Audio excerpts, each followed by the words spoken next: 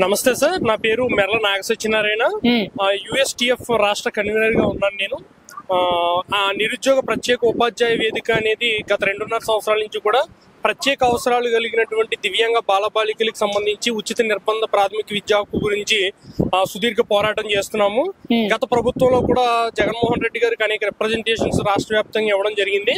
So అతను అప్పుడు నిర్ణయంలో భాగంగా 1B 2B అనే 2 పేపర్లను ఇంట్రడ్యూస్ చేశారు టెట్ లో. గత 2022 అవ్వచ్చు, 2024 ఫిబ్రవరిలో అవ్వచ్చు, ఇప్పుడు 2024 నవంబర్ లో జరగబోయే టెట్ లో కూడా 1B అనే స్పెషల్ SGT పేపర్, 2B అనే స్పెషల్ స్కూల్ అసిస్టెంట్ పేపర్లు ఇంక్లూడ్ చేశారు. అయితే ఆంధ్రప్రదేశ్ లో సమగ్ర శిక్షా అభియాన్ వాళ్ళు ఏదైతే గుర్తించడం జరిగిందో దాని లెక్కల ప్రకారం 1,15,000 మంది దివ్యాంగులు ఎవరైతే బాలబాలికలు ఉన్నారో వాళ్ళందరూ ఆంధ్రప్రదేశ్ లో అన్ని జిల్లాల పరిధిలో ఉన్నారు.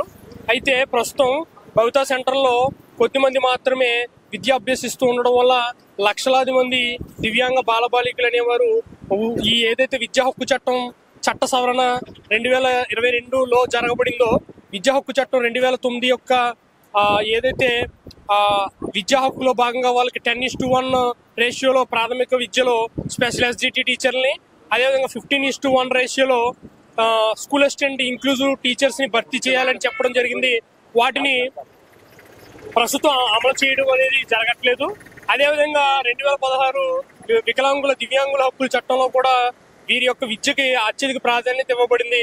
సుప్రీంకోర్టు వారు కూడా వారి యొక్క ప్రాథమిక గైడ్ లైన్స్ లో ప్రతి ప్రైవేట్, ఎయిడెడ్, అన్ఎయిడెడ్ అన్ని పాఠశాలల్లో కూడా స్పెషల్ ఎడ్యుకేటర్ అనే వాళ్ళు కంపల్సరీ ఇంక్లూజివ్ ఎడ్యుకేషన్ లో భాగంగా వర్క్ చేయాలి అనేది సుప్రీంకోర్టు వారు ఇచ్చిన ప్రాథమిక గైడ్ లైన్స్. అయితే ఇటీవల కాలంలో నారా లోకేష్ గారు శాసనసభలో ఏదైతే దివ్యాంగ బాలబాలికలకు సంబంధించి ప్రత్యేక విద్యపై దృష్టి పెడతామని చెప్పేసి చెప్పడం జరిగింది.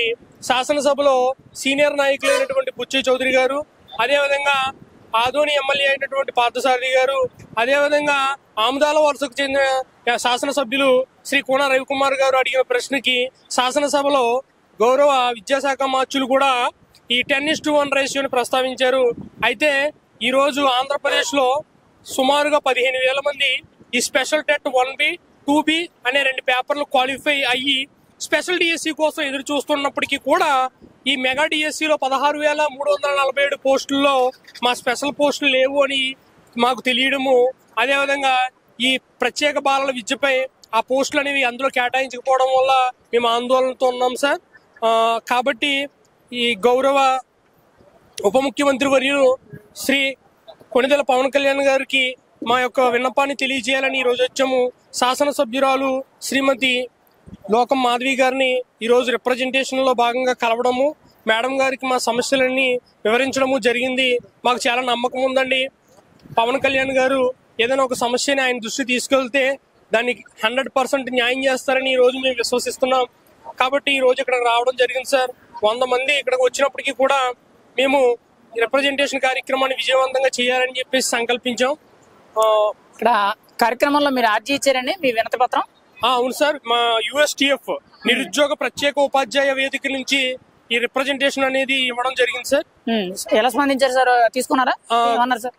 మంత్రివర్యుల దృష్టికి ఈ సమస్యను తీసుకువెళ్లి సత్వరమే పరిష్కార మార్గానికి అన్ని దారులు వెతుకుతామని చెప్పేసి మాట ఇవ్వడం జరిగింది సార్. మరి మళ్ళీ దానికి ఒకవేళ ఏదైనా సాల్వ్ అయిన తర్వాత మీకు ఎలా ఇంటిమేషన్ ఇస్తామన్నారు? ఇప్పుడు ఇది ఏదైతే ఉందో దాన్ని మళ్ళీ మాకు పార్టీ ఆఫీస్ నుంచి ఫోన్ చేసి సార్ అపాయింట్మెంట్ అనేది ఇవ్వడం ద్వారా సార్ని కలిసి ఈ విషయాన్ని మాట్లాడే విధంగా కూడా చర్యలు తీసుకుంటామని చెప్పారు సార్. ఓకే, సార్తో మాట్లాడడానికి కూడా మీకు అవకాశం కల్పిస్తామని చెప్పారు సార్. ఖచ్చితంగా అయితే మరి ఈ సమస్య అనేది సాల్వ్ అవుతుంది అనుకుంటున్నారా? ఖచ్చితంగా సార్, ఎందుకంటే పవన్ కళ్యాణ్ గారు ఆయన యొక్క అడ్మినిస్ట్రేషన్ అనేది చాలా 100% న్యాయం చేసే విధంగా ఆయన చర్యలు తీసుకుంటారని ఈ రోజు నమ్ముతున్నాం sir. Right, thank you sir. Thank you so much.